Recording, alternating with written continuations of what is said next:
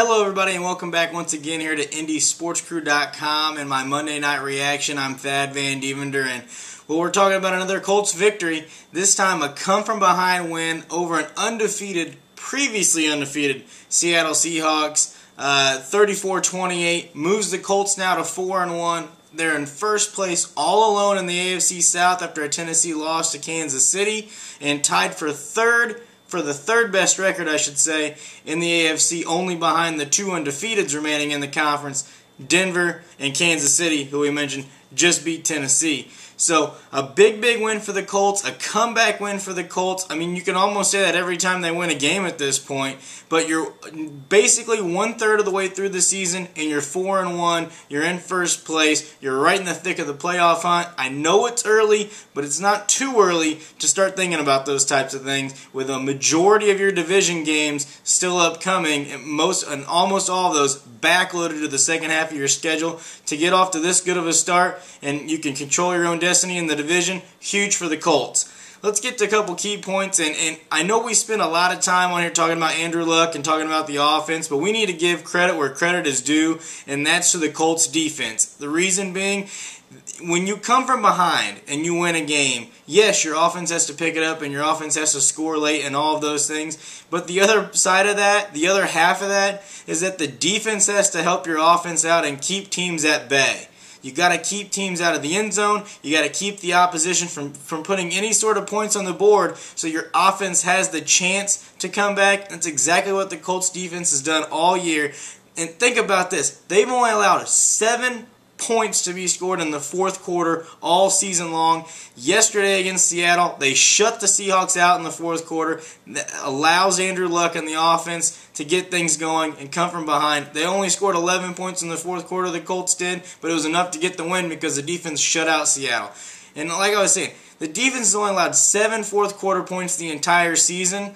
This was the 5th game they've played. Those 7 points came in week 1 against Oakland. That means 4 consecutive weeks, including the loss to Miami at home. They still shut out the Dolphins. They gave the offense the chance. They just couldn't punch one in when they needed to on that final drive when Andrew Luck got hit. So, I mean, the defense has been carrying some of this burden and some of this load for the Colts this year, and you got to give them credit. Secondly, the second part of that is the cornerbacks. The secondary and the cornerbacks for the Colts. 3 guys in particular, Vontae Davis, Greg Toller, Darius Butler. They are playing absolutely great right now. And that's crazy to think about with the Indianapolis Colts, but these guys, you know, when Peyton Manning and they were going through those great runs in the mid-2000s, the defense wasn't very good. They were okay. They kept you in games, and the offense just scored enough points and you got to win. That's not how this defense is. This defense is really good, and right now, the strength of that defense are the cornerbacks. They're shutting people down. Vontae Davis is a legitimate shutdown corner right now. Yeah, you know, he did let that touchdown pass to Javon Curse in the second quarter get by him, but that was because, I'm sorry, it was Jermaine Curse. Thinking of someone else. Jermaine Curse get by him. But that was an unbelievable throw and an unbelievable catch. That was the only place that could have been completed for a touchdown, and that's where he threw it, and that's where he got. Other than that, Vontae Davis was awesome.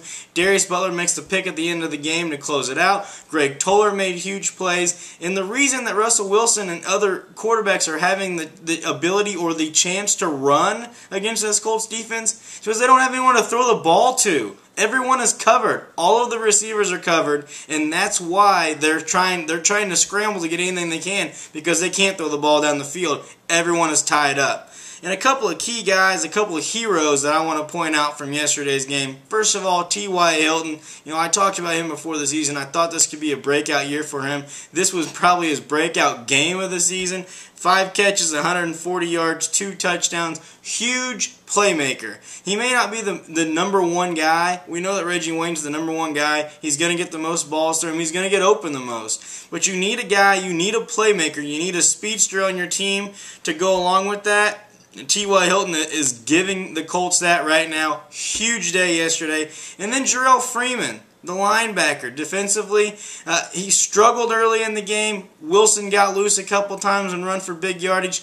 But in the second half, when he needed to, he played huge. two big, huge plays down the stretch. When he stopped Wilson on that 3rd and 2 on the read option when he ran out to the left, Freeman makes an unbelievable tackle, stops him short of the 1st down. And then on the 4th down play where Darius Butler ends up picking the ball off to close the game out, Wilson stepped up in the pocket. You thought he might have had a chance to run for the 1st down. Jarrell Freeman closed that door down, and right when Wilson let go of that ball, he smacked him right in the mouth. That was a huge, huge play that was underrated. Butler did get the pick. Great job by him. But Freeman was the guy that made that happen. He didn't allow Wilson to run for the 1st down. He was in his face. The pass was late. The pass was high. Butler picked it off. Colts win. Huge job by Jarrell Freeman. 13 tackles on the day. 7 solo tackles on the day. Colts win again. They're 4-1. Now prime time comes for Indianapolis. They go to San Diego. They'll play the Chargers on Monday Night Football. This is the first of 3 consecutive games the Colts will play in prime time. 2 in a row, bye week, and then another Sunday Night Football game in Houston. And we all know what's lurking after this Chargers game. Peyton Manning and the Broncos come to town. We'll get to this one first. At the Colts at San Diego this week. Huge game, Monday Night Football. Thanks for coming to IndySportsCrew.com, and we'll see you again next time.